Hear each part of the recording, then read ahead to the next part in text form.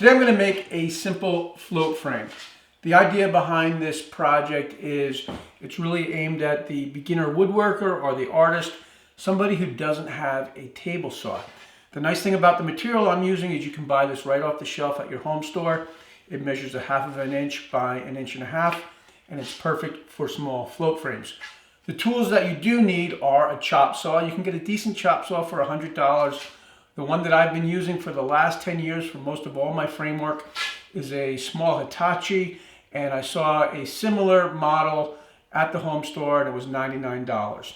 So you'll have to spend a little money there. And the next tool that's going to save you a lot of time, and you'll probably use it a lot more than you think, is a nail gun. This is an 18 gauge nail gun, and you want to buy the combination kit. It will come with the nail gun, the compressor, the hose, and a couple of nails. So let's go ahead and make a small float frame. This is the painting that I'm framing. It was a Christmas gift given to me by my daughter. And the first measurements you need are the width and the height. And you'll add 1/2 inch to those measurements, and that will give you a 1/4 inch reveal all the way around the painting. And it makes the painting appear to be floating. That's why it's called a float frame. The first step is to cut a 45-degree angle on one end of the molding. When I'm making frames, I always write down the inside measurements. So I have 2 pieces at 10 1/4 and 2 pieces at 8 1/4. And when I measure for the inside measurements, I pull the tape 1 inch past the inside miter. It just seems to be a little more accurate than holding the tape at the miter.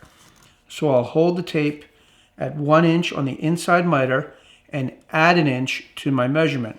So instead of putting a mark at 10 1/4, I'll put a mark at 11 1/4.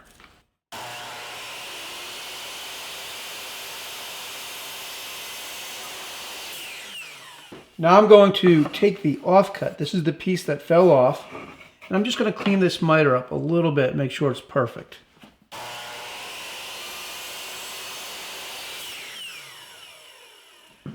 This is the piece of molding that's cut to size, and this is the piece that I just cleaned the miter up on. And I'll hold them together, make sure I'm nice and flush here. And I'm using the first piece of molding to measure the second piece because they both need to be the same size.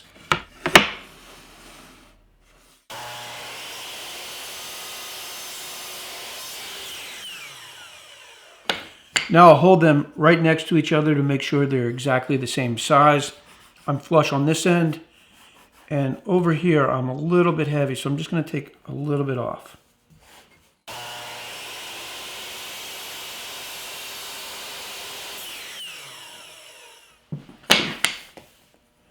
Okay, and that's right on. So now I'll just repeat the process for the other 2 pieces of molding.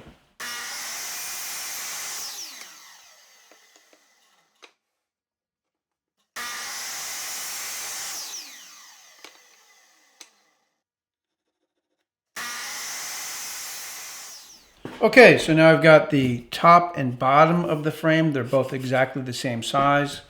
And I've got the 2 sides of the frame. And the next step is to nail them together.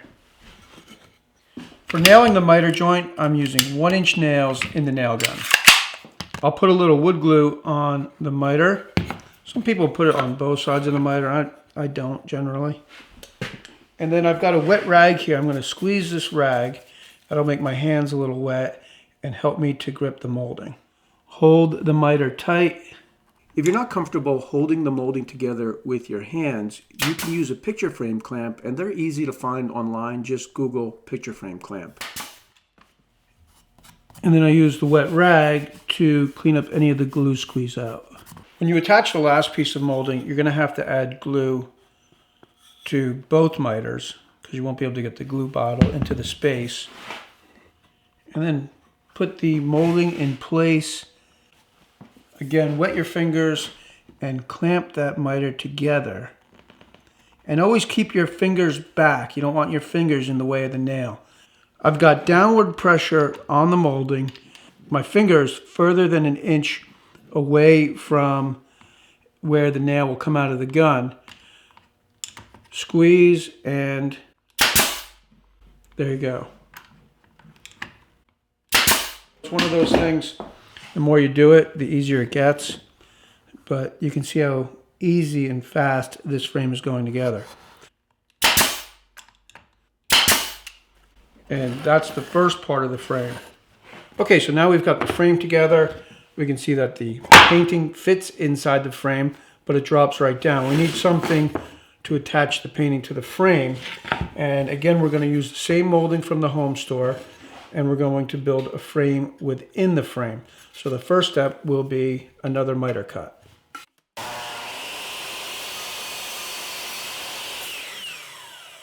In this case, I'll just hold the long point of the miter against the other side of the frame and mark for the next cut.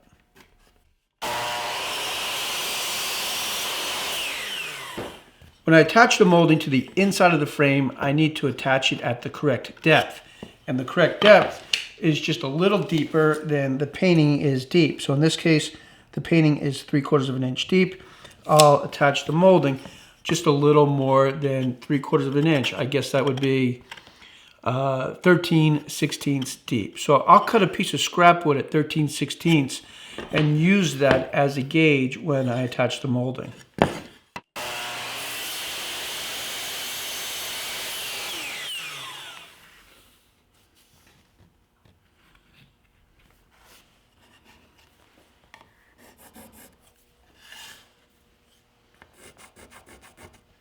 This frame is going to get painted, and I'll fill the nail holes with joint compound. I also wanted to mention the wood that I'm using is poplar, and poplar is a good choice for painted projects.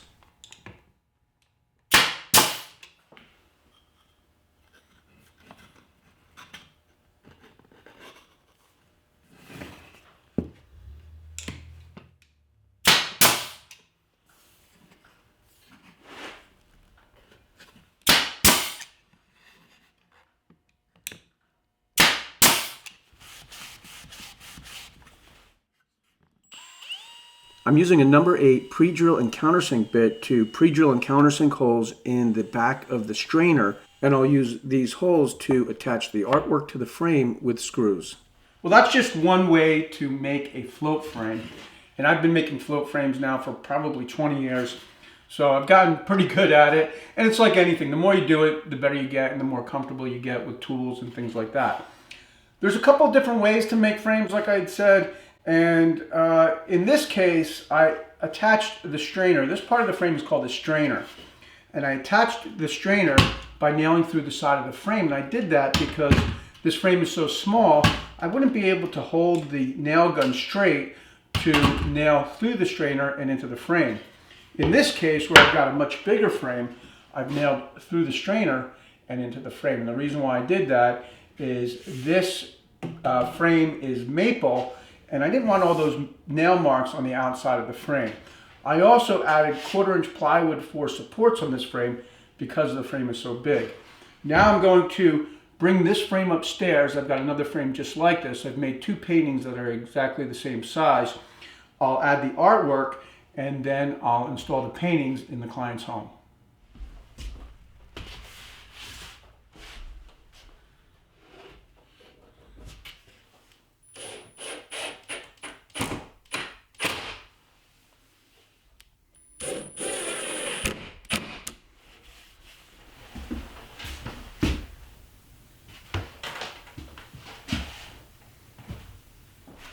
Okay, well, it turns out that I'm not hanging the paintings this weekend. I was planning on hanging them on Saturday, which was yesterday, but the room that these paintings are going in is under construction, and I think it's going to be under construction now for another 2 or 3 weeks. I will post an image on my Instagram once I do hang the paintings, so if you don't follow me on Instagram, hopefully you'll check out my Instagram. I'll have a link in the description. I hope you found this video useful. As always, thanks for tuning in, and I'll see you next time.